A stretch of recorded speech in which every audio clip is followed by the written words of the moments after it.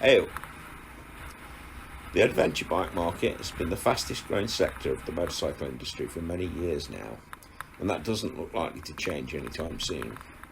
There is a constant search for that unicorn motorcycle, but the reality is, we as riders often want different things.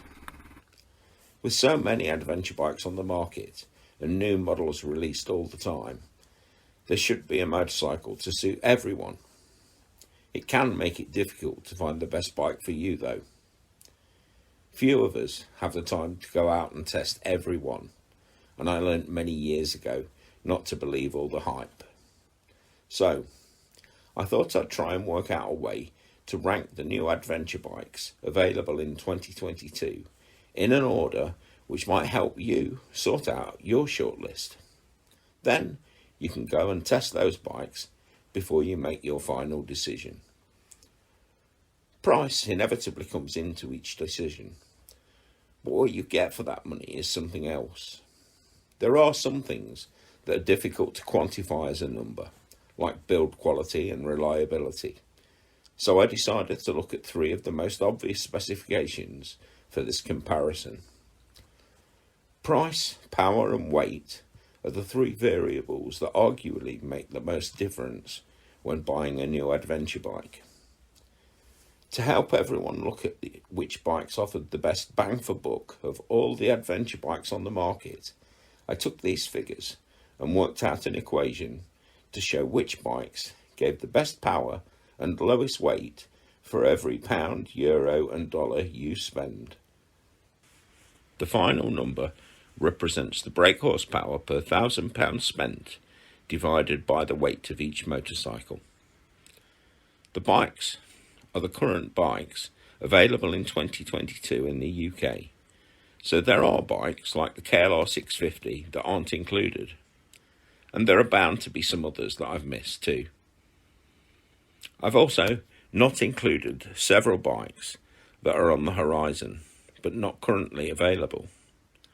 Bikes like the MV Agusta 9.5 and 5.5, the new Honda Transalp, the new FANTIC Rally and the Suzuki DE800 VSTROM. Until there are prices and accurate specs, I just can't include them in the list.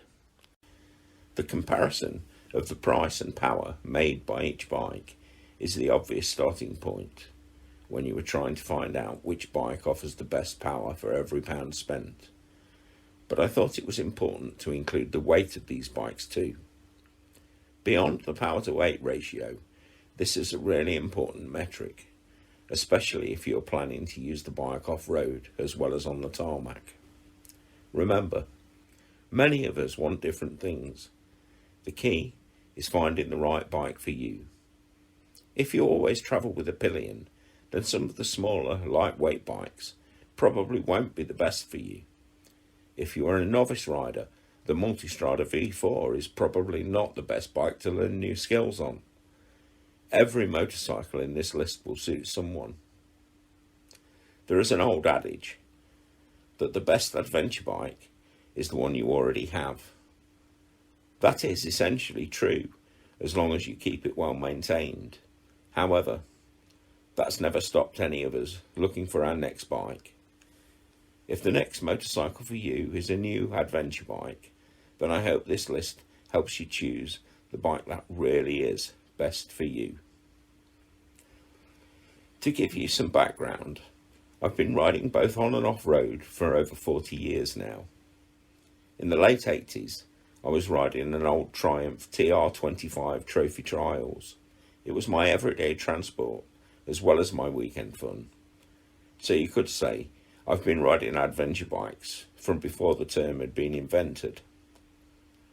I customised an old CJ360 Honda. At the time I was literally living in the middle of a 200-acre plot of forestry. I turned it into another go-anywhere bike, and it did thousands of miles, up and down motorways as well as over some seriously rough terrain. More recently, I owned a KLE 500 Kawasaki and a DR600 Suzuki amongst others. For over 12 years now, I've owned a Suzuki DL650 VSTROM. Despite having plenty of other bikes, some of which you will see in the footage. The VSTROM's been my go-to bike for all of that time. I've tried to replace it on numerous occasions, but it's a bike that suits me and my passenger, something very important to me. I do most of my own spanner work, so simplicity is also important for me, and I do love old bikes. Luckily, I've managed to keep the space for several bikes in my collection, and until I find one, the search for the replacement for the VSTROM will continue. I've ridden many of the bikes on the list, and tested many that aren't. Riding the MULTISTRADA Enduro was a great experience, and the KTM 1090 Adventure is certainly one of my favourite modern bikes. The search can be fun. This year, I was lucky enough to do a 4,000 mile trip around the Netherlands, France, Spain and Portugal. So reliability is one of the most important factors for me. I'm no Valentino Rossi, so absolute speed isn't high on my list. And I'm no Dougie Lampkin either. I just like to be able to get to those out of the way places most people never see. By motorbike. That's it. It probably will always be the thing that drives me. To start, here are just a few pictures of some friends, acquaintances and bikes from the eclectic world of adventure motorcycles that I love. So, starting in reverse order, this is the list of the 32 best bang for your buck adventure bikes on the market in 2022. The prices and specs are all in the captions, so I won't repeat each one for every bike. At the bottom of this list, at number 32, is the Honda CRF 300 Rally. I personally expected the Honda CRF 300 Rally to feature much higher up the list. It isn't the least powerful bike here, but despite its lower weight, what you get for what you pay means there are probably some better options on the list.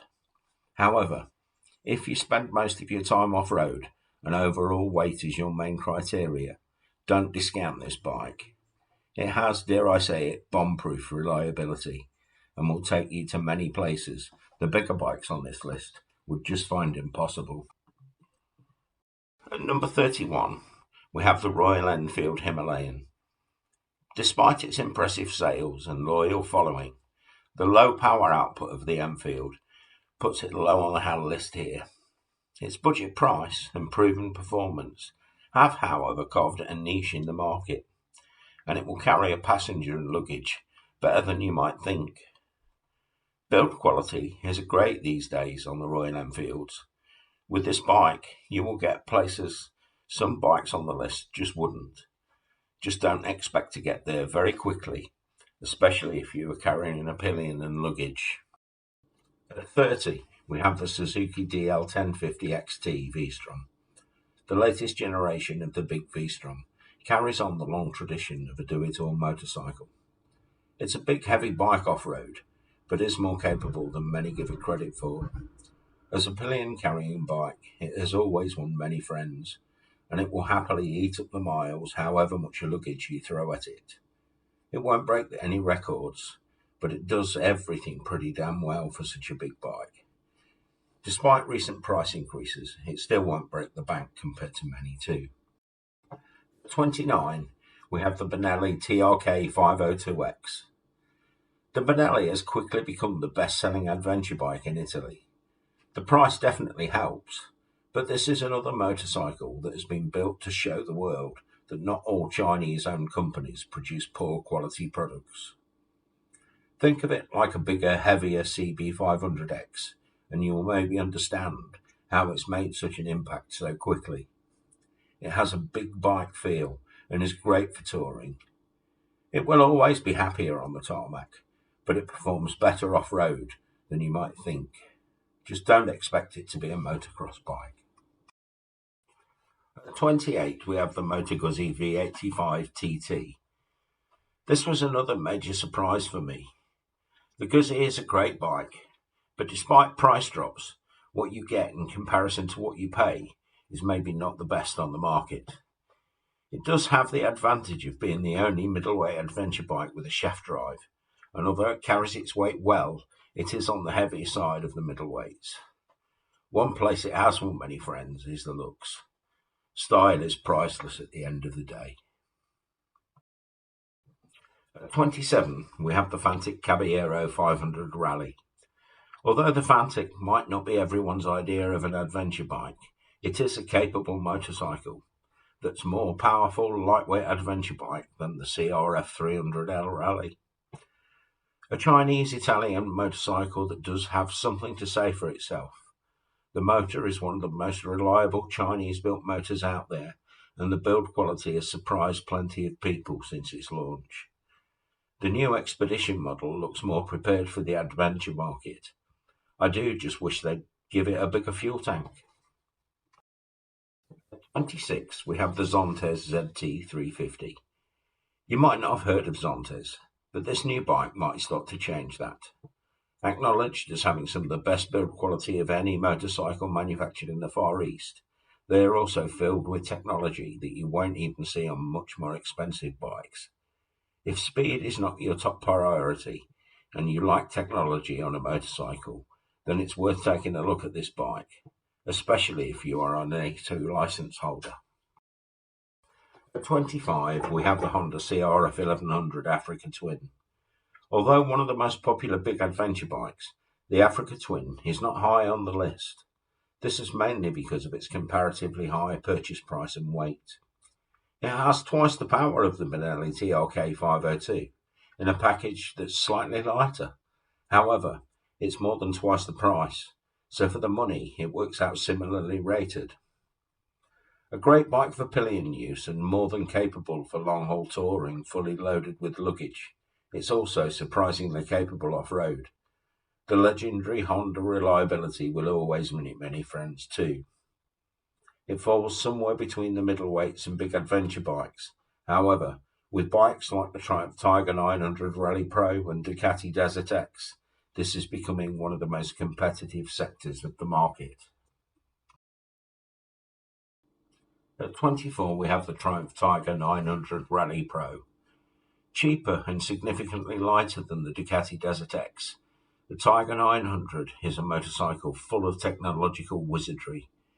It is yet to prove itself, but has the potential to be a great motorcycle.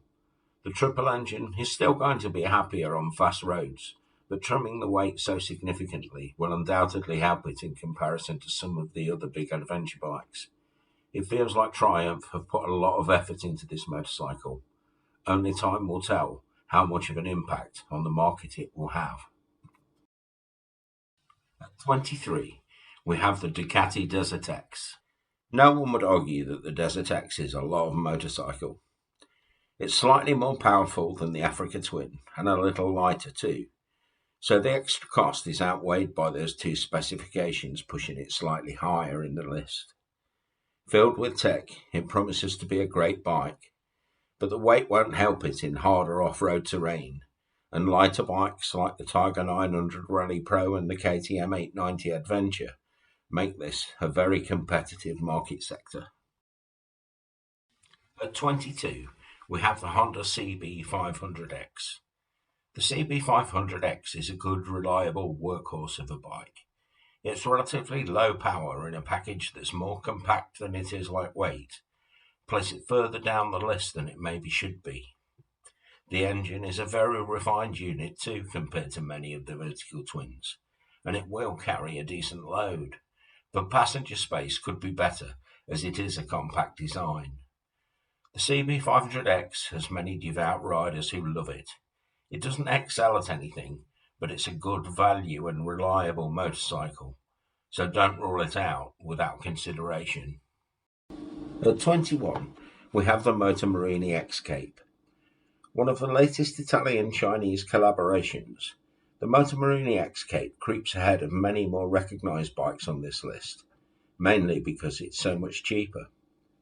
The motor is derived from the Kawasaki 650 twin used in the Versys, but it has more power squeezed out of it. What lets it down is the comparatively high weight. Otherwise, it would have been a lot higher up the list. The price will be its major attraction, but its extra power might well take part of the market from the Benelli TLK 502. At 20, we have the Aprilia Tuareg 660, one of the most talked about new middleweight adventure bikes of 2022. The Aprilia Tuareg has some of the most advanced electronics of any middleweight adventure bike. It rivals and even exceeds the scope of the electronics on several of the bigger range-topping models. The engine is fantastic too, a really exciting parallel twin. It's smaller capacity and less powerful than some of the middleweights though, and that doesn't push it quite as far up the list as I would have expected. At 19, we have the Triumph Tiger 1200 GT Pro. The Tiger 1200 GT Pro is aimed much more at the fast road miles end of the adventure bike market. The engine is a bit of a monster, and the bike isn't cheap, but if you like two-up, long-haul, high-speed motorway tours, this motorcycle is hard to beat. But the weight and power of this bike can prove a real handful off-road, especially for less experienced riders. At 18, we have the YAMAHA TENERE 700. The TENERE 700 is another great bike. It has redefined the middleweight adventure market. It has a very rally-focused look, and I love it. I just wish it had stayed closer to the original concept of lightweight as well as simple. The lack of technology does create an engaged riding experience all too often missing today. But 205 kilos would have been a heavyweight bike not so long ago. For the weight, I would want better pillion facilities at very least. Pillion comfort wasn't high on Yamaha's priority list, it seems. It is down on power compared to the competitors now too, which is the main reason it isn't further up the list. At number 17, we have the AJP PR7. The AJP is perhaps closer to being that unicorn adventure motorcycle than many other bikes right now. The engine is based on an old HUSQVARNA lump made by SWM. It has the bonus of bigger crankcases for much longer service intervals and is a proven, reliable power plant. Handmade doesn't come cheap, but I think it's a competitively priced product for what it is. The raw, focused rally motorcycle that will take you anywhere, as long as you are on your own, that is, because there are no pillion facilities at all. One thing I love about the design is that AJP have used generic bearings and seals throughout, and the manuals include all the actual sizes, not just part numbers. This means wherever you are in the world, you can simply buy the right size seal or bearing from the nearest source very easily. A refreshing approach. So if you never carry a passenger and really want to be able to go to places others can't reach, this may be the motorcycle for you. At 16, we have the CF Moto 800 MT. For those of you that don't know CF Moto, they've been gradually disproving the myth that all Chinese motorcycles are poor quality for quite a few years now, to the point that they now not only manufacture their own bikes, but also many of the KTMs, including the 390 Adventure and the 890 Adventure. Their engines have proven themselves at the Isle of Man TT for several years now, so don't underestimate them. The engine of the 800 MT is derived from the 790 Adventure engine, but it has been put in a heavier, more road-focused package for this bike. If you spend most of your time on the road, then this might be a bike to consider. At 15, we have the Harley-Davidson Pan America. As the heaviest motorcycle on this list, despite its power, the Harley-Davidson doesn't score highly. It will always be a handful off-road, but if most of your riding is on the highway and you don't want to tackle anything strenuous off-road, it could be worth looking at. Surprisingly, it's the bike's power that pushes it above bikes like the Africa Twin on our list. Not something most people would expect from a Harley.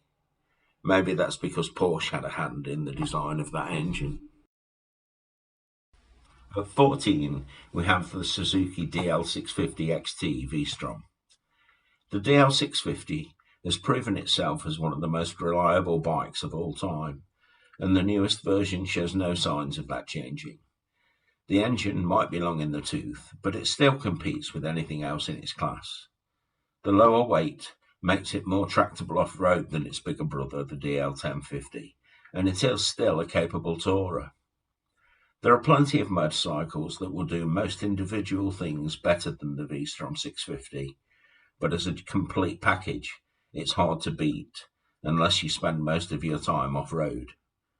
One thing it always wins on is passenger comfort, so if you spend most of your time with a passenger and value reliability, the Suzuki DL650 XT is a great value motorcycle for the money. At 13, we have the HUSQVARNA NORDEN 901. Despite its similarities to its sister company KTM's 890 Adventure, the Norden 901 is not simply a styling exercise. Plush is not a word I would normally associate with HUSQVARNA name, but the Norden is definitely a plusher, more pillion-friendly alternative to the 890 Adventure. The extra weight gives it a little more stability than the KTM, and it's a striking motorcycle. The heavier price tag has pushed it down the list, but it is without doubt a capable bike. It's one of those Marmite bikes when it comes to styling, so I think personal opinion may well be the biggest factor when considering buying this bike. At 12, we have the SINNIS Terrain 380. The SINNIS Terrain gives A2 license holders a cheap motorcycle with the feel of a much bigger bike. The downside is that the 36 horsepower engine is working hard to push along 200 kilos and a rider. Having said that, reliability seems to have been good so far, and the price is definitely attractive. The tech and build quality don't seem quite as good as the ZONTES, but if you are an A2 license holder, it's definitely worth a look. At 11, we have the BMW R1250 GS. The range-topping BMW R1250 GS is still the market leader. It has been the go-to adventure bike for many years now, in its various forms. BMW just keep honing the design, and it is still seen as the benchmark by which other adventure bikes are measured. The low centre of gravity does give it an advantage over some of the other heavyweights, even though it carries so much weight. Recent engine updates have also increased the power, which has pushed it further up the list than I expected. At number 10, we have the BMW G310 GS, a great lightweight adventure bike. The BMW is cheaper and more powerful than the CRF 300. The weight difference is minimal, and the extra power more than compensates to make this a serious contender if lightweight is one of your deciding factors. A2 license compatible, this is a bike that will help any new rider into the world of adventure motorcycling. And it does have a bigger bike feel than some of the lightweight adventure bikes. At 9, we have the Vosges 650 DSX. Vosges probably aren't a familiar name to most people. They're a subsidiary of the Longines motorcycle company, who also make Lexmoto bikes among others. They are one of the largest motorcycle manufacturers in the world. Rather than buying in the name of a European manufacturer, they have decided to create a whole new brand, with the idea of promoting it as a much higher-end Chinese motorcycle. These bikes are fitted with high-end cycle parts by companies like Kiaba and Nissan, which is a good start. Only time will tell with the reliability, but the engine is in a fairly low state of tune, so it should last fairly well. At 8, we have the Ducati MULTISTRADA V2. The MULTISTRADA V2 is a hell of a bike. The introduction of the V4 means it's no longer Ducati's range topper, so the price seems not to have jumped by the same as some of the others. Lower weight than many of the bigger bikes also helps to push it up the list. It might not have the off-road credentials of the KTM or the Africa Twin, but it has a lot going for it, and it is easier to ride off-road than you might think. The V2 also has an updated engine, which is fantastic. Great usable power. Test it, and you will see this bike is a real pleasure to ride. At 7, we have the BMW F850 GS. The F850 has been around for a while now, and does keep getting better. The Rotax engine is a proven performer, even if it isn't quite as refined as some of the more newly designed parallel twins on the market. Tubeless rims are a great touch that's missing from many of the middleweight adventure bikes, but be aware that this is the basic model price. The bigger, heavier 850 GS Adventure is more expensive, and if you start to add on any extras, the price can go up significantly. I wish it was a little lighter, but for the money you do get a lot of motorcycle. At number 6, we have the Vogue 500 DSX. This motorcycle's place so high on the list will be a surprise to most people, but when you consider it's basically a Honda CB500X clone for around £2,000 cheaper, you may well see why it's placed so high. I didn't notice that the specs of the engine were recently changed on the website, but I'm convinced this is just to make the newer 650 DSX look worth the extra money. The 500 engine, unless it has been seriously restricted, is a strong, capable lump, and they have managed to keep the weight relatively low too. Number 5, we have the KTM 1290 Super Adventure. I know there are many people who think this bike should be at the top of every adventure bike list. The amazing engine of the KTM 1290 is what pushes it up this list. The most powerful V-twin adventure bike available delivers torque and power beyond what most of us could ever use. The only other bike that produces more power on this list is the Ducati MULTISTRADA V4, and it doesn't have that V-twin surge that the KTM does. This is a hooligan of a motorcycle, with many of the best parts available thrown at it. It will outperform all but the very best riders. At number 4, the CF Moto 650 MT. The newer CF Moto 800 MT featured lower down the list, but it is the older 650 MT that will probably surprise most people here. The engine is derived from the bomb-proof Kawasaki Versys engine and has proven reliability. The price is a real bargain right now too, even when compared to its newer, bigger brother. It is a more road-focused motorcycle, which is a great touring bike. It will happily deal with some gentle off-road fun, as long as you don't expect too much. It's happier and very stable on the highways. At number 3, we have the Ducati MULTISTRADA V4. The high price tag of the MULTISTRADA V4 doesn't stop it from taking the number 3 slot because of the incredible power the engine produces. It is the most powerful and one of the most technologically advanced adventure motorcycles on the market. If speed is your priority and cost and weight are no object, then maybe this is the bike for you. Just don't expect it to be at home in the dirt. The power and weight both make it a handful off-road, despite all the electronic trickery. And number 2, we have the KTM 890 Adventure. When the KTM 890 Adventure came to market as the upgraded 790, it was a serious step up in off-road performance compared to most bikes on the market. It still is in many ways. Its reliability has been questioned a lot though, and there does seem to be issues with build quality at times.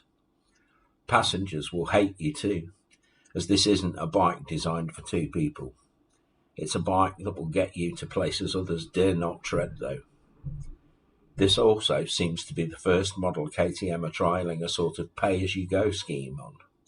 Many of the features you get free for the first month, you then have to pay a continuous monthly subscription for. If you don't pay the subscription, you don't get the extra features. Personally, this is a deal breaker for me, and I just pray that other manufacturers don't start doing the same thing. Finally, at the top of the list is the KTM 390 Adventure.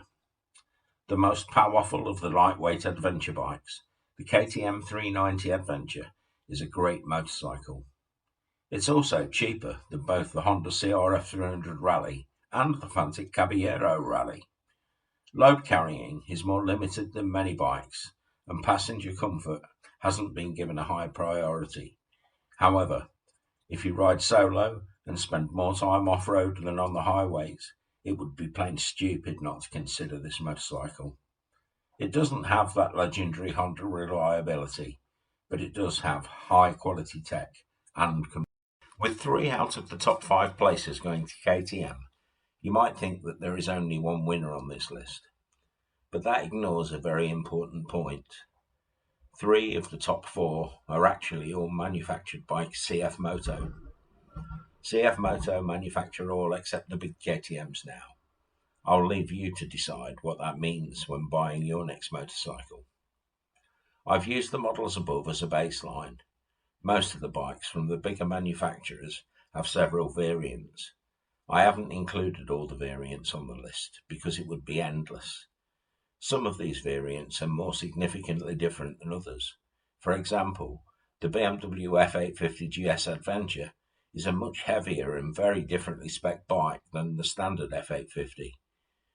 If there is a specific bike you want me to do the numbers on, just let me know in the comments below. I'm not foolproof either. I have tried to keep data as accurate as possible, but let me know if you see any mistakes. I hope you find this as interesting and revealing as I did, and I hope it helps you to quantify what you get from the many adventure bikes on the market today.